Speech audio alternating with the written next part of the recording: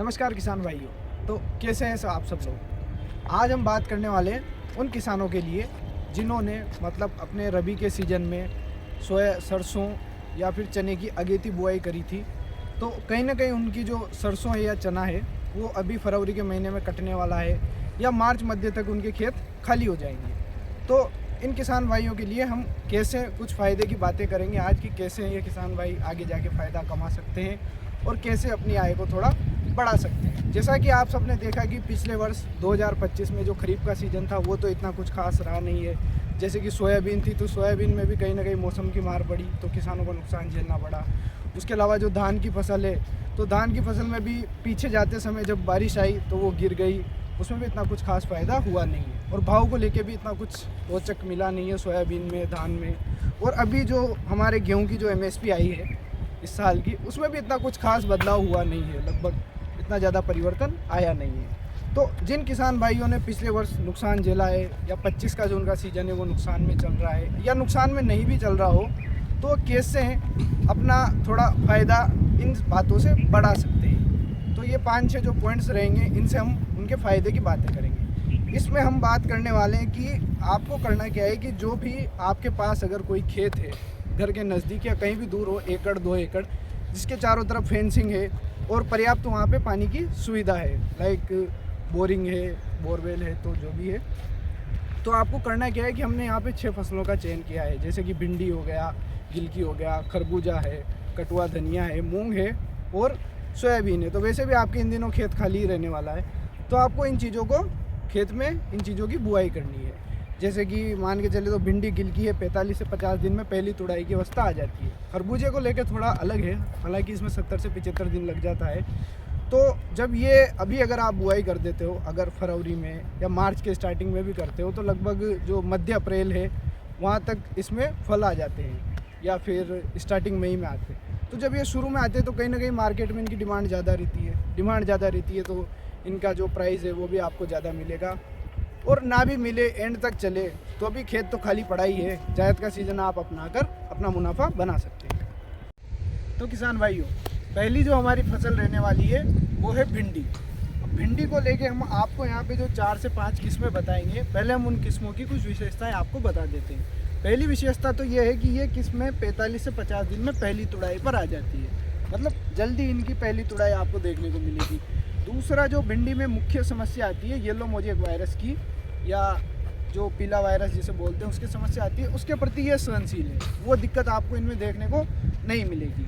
तीसरी जो बात है कि इनके जो फल है वो लंबे, मुलायमदार और बढ़िया हरे होते हैं। मतलब कई बार होता क्या है ना कि किसान लोग तुड़ाई मिस कर जाते हैं या तुड़ाई चूक जाते हैं। जैसे आप पहली तुड़ाई चूक चुके या दूसरी कोई तुड़ाई चूक चुके, तो भिंडी में क्या है, फल कठोर हो जाता है, तो वो समस्या आपको इनमें कम देखने को मिलेगी और अधिक उत्पादन भी आपको इनमें देखने को मिलेगा। तो पहली जो वैरायटी रहने वाली है जो सर्वव्यापी है, सब जानते हैं, परबनी क्रांति है एक। उसके अलावा आप एक अच्छी वैरायटी ले सकते हैं, VRO6 है। उसके अलावा अपनी पूसा A4 है, अर्का अनामिका है।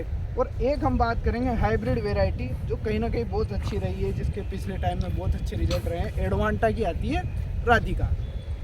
अब करना क्या है, इनकी जो बीज दर रखनी है 8 से 10 किलो प्रति एकड़ रखनी है। और इनका जो R/P है, मतलब पंक्ति से पंक्ति की दूरी 45 सेंटीमीटर, पौधे से पौधे की दूरी 20 सेंटीमीटर, और इनकी जो गहराई है वो 2 से 3 सेंटीमीटर रखनी है। और एक चीज़ आपको सदैव याद रखनी है कि हमेशा बुआई बीज उपचार करके ही करनी है। वैसे तो हाइब्रिड सीड्स में अगर आप लोगे तो हाइब्रिड सीड्स में तो कोटिंग आती है, पर अगर कोटिंग नहीं भी है तो आपको बीज उपचार जरूर करना है। किसान भाइयों, अगली जो अपनी सब्जी की फसल रहने वाली है वो है गिलकी। अब गिलकी को लेके फायदा ये है कि गिलकी को चाहिए शुरुआती टेम्परेचर 18 से 30 डिग्री सेंटीग्रेड, जो मतलब, और फ्लावरिंग के टाइम और इसके फ्रूटिंग के टाइम चाहिए इसको रूम टेम्परेचर, जो कहीं ना कहीं इस समय मिल जाता है। मतलब जो अपने 15 फरवरी से शुरू करोगे आप और जो मार्च तक जो अपने मतलब बुआई वुआई खत्म करके आगे चला लोगे। और इसका एक फायदा ये है कि आप जैसे अगर खेत के चारों तरफ बाढ़ हो रखी है, फेंसिंग हो रखी है, तो वहां भी लगा सकते हैं। उसके अलावा मेड़ बनाकर और जो तारबंदी वाले जो मेथड है उनसे भी लगा सकते हैं। तो इसके लिए जो 4 सबसे बेस्ट वेराइटी रहने वाली है, पहली तो है जो फिर सभी जानते हैं उसी को, पूसा चिकनी है। उसके अलावा एक वेराइटी यहाँ पे VNR की आती है, आलोक।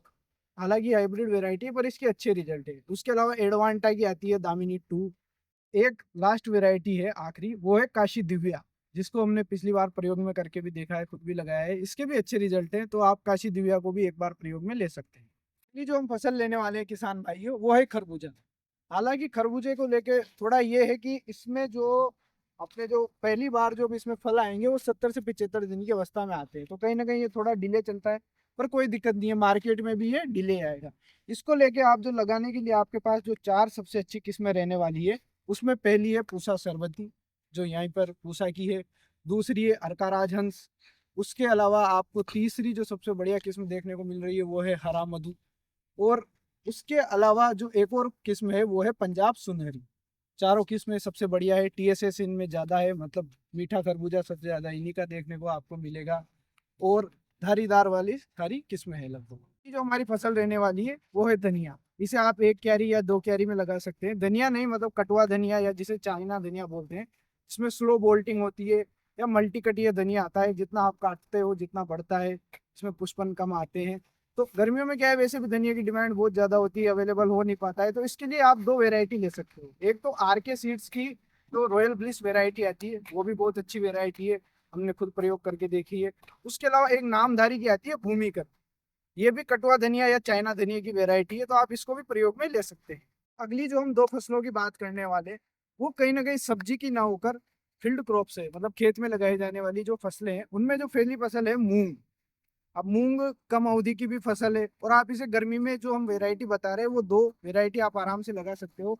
इनका उत्पादन भी हमें अच्छा देखने को मिला है। जो सबसे पहली वेराइटी है वो तो है स्टार 444, जो कि अच्छी वेराइटी है। पिछले वर्ष हमने भी गर्मी में 1 बीघा में लगा के देखी थी। उसके अलावा MH1142, MH1142 भी एक अच्छी और सर्वव्यापी वेराइटी है। फसल रहने वाली है वो सोयाबीन। वैसे ग्रीष्म काल में सोयाबीन की बुआई को लेकर इतना कुछ खास फायदे की बातें देखने को मिली नहीं है, क्योंकि वेराइटी इतनी है नहीं, क्योंकि टेम्परेचर का उधर बहुत डिफरेंस चलता है। पर एक वेराइटी आप यहाँ पे लगा सकते हैं, वो है ब्लैक बोल्ट।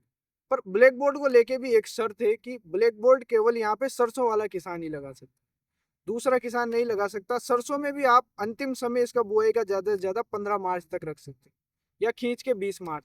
इससे ज्यादा डिले नहीं कर सकते हैं या लंबा नहीं कर सकते, क्योंकि ये जो वेराइटी है लंबी चलने वाली है।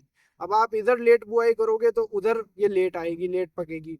तो ये लेट पकेगी तो उधर जून तक पकने में ले लेती है, लास्ट जून तक, और उधर बरसात चालू हो जाती है, तो उसका तो कोई मतलब है नहीं। पर हाँ, आप इसे ब्लैक बोल्ट को ले सकते हैं।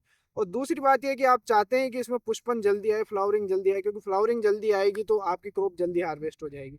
तो उसके लिए आप एक उपाय कर सकते हैं कि 200 ml प्रति टंकी, जो अपने 20 लीटर की स्प्रे की टंकी है हाथ वाली, तो 200 ml प्रति टंकी के अनुसार शहद का आप इसमें स्प्रे करें, 6 से 8 टंकी प्रति एकड़, जल्दी पुष्पन अवस्था लाने के लिए। और रही बात उत्पादन की, तो देखो सोयाबीन में जो खरीफ में जितना उत्पादन मिलता है उससे लगभग ग्रीष्म काल में आधा ही मिलता है, मतलब गर्मी की सोयाबीन में। तो कहीं ना कहीं आपको 5 से 5.5 क्विंटल प्रति एकड़ के अनुसार उत्पादन देखने को मिल सकता है। पर ना मिलने से कुछ मिलना अच्छा है, खाली खेत पड़ा रहे उससे तो अच्छा है कि आप कुछ कमाई कर सकें। तो ये थी हमारी पूरी वीडियो 6 फसलों को लेकर। आपको कैसी लगी, अच्छी लगी हो तो भी बताएं, और कोई कमी रही हो तो भी बताएं। धन्यवाद किसान भाई।